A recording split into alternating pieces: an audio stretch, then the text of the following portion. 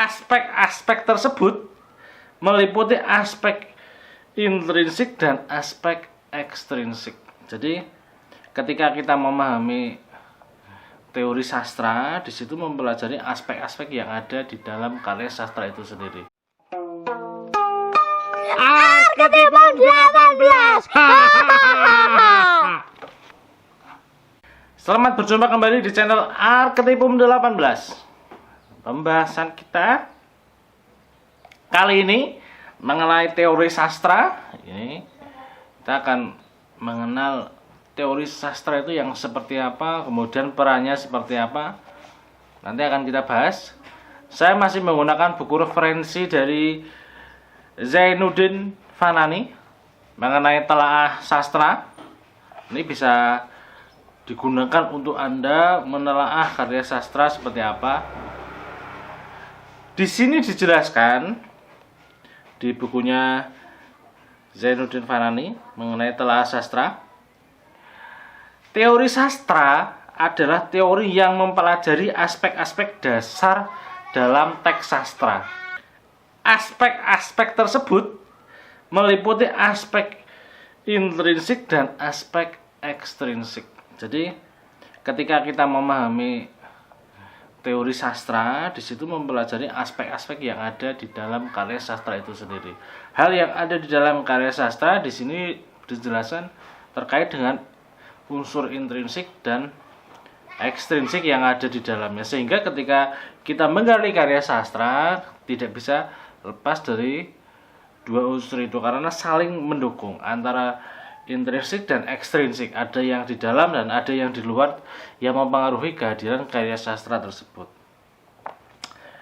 Teori dasar intrinsik sastra berhubungan erat dengan bahasa sebagai sistem, konvensi sastra, kompetensi sastra, konvensi bahasa. Sedang konvensi ekstrinsik berkaitan dengan aspek-aspek yang melatar belakangi penciptaan sastra. Jadi memang ada kesepakatan, ada kesepahaman di dalam bahasa sastra ketika karya sastra itu muncul yang mempengaruhi perkembangan sastra, yang mempengaruhi isi, yang mempengaruhi makna yang ada di dalamnya. Di situ di teori dasar intrinsik ini berhubungan erat dengan hal-hal tersebut. Jadi konvensi bahasa, konvensi sastra, sistem, kompetensi sastra ya ada di dalamnya, ini melatar belakangi penciptaan sastra itu sendiri. Hal-hal seperti ini yang perlu kita pelajari sehingga ketika kita masuk di teori sastra, kita menggunakan teori sastra yang ada di situ tepat sasarannya.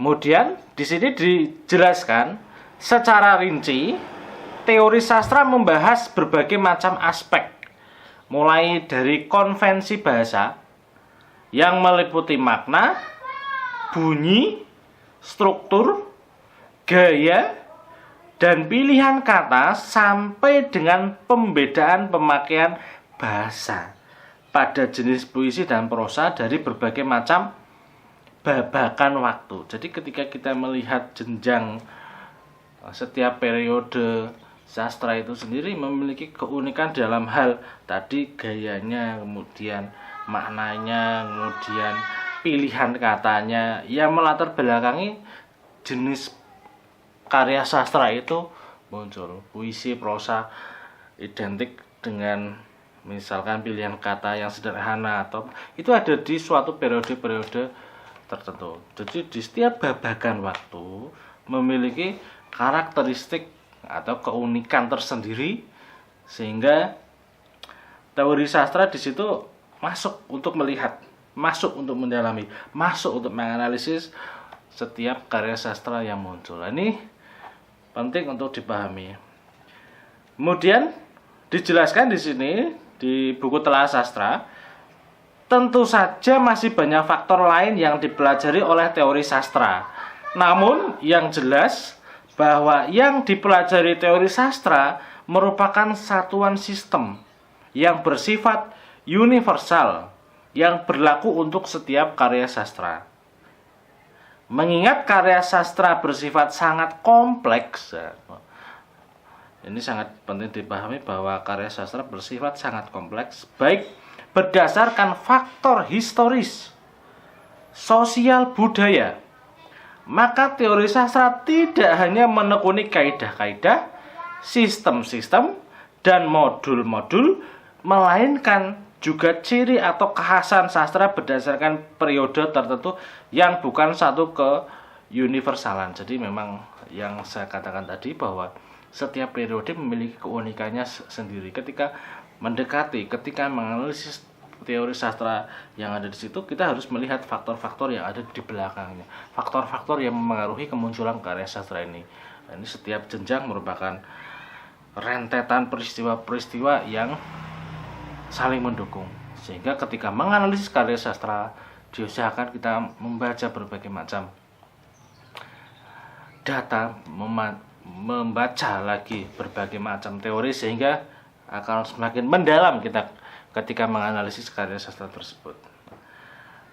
Itu penjelasan dari saya mengenai teori sastra ini sebagai pengantar sastra untuk Anda. Semoga bermanfaat. Sampai berjumpa di channel Arketimum 18 selanjutnya.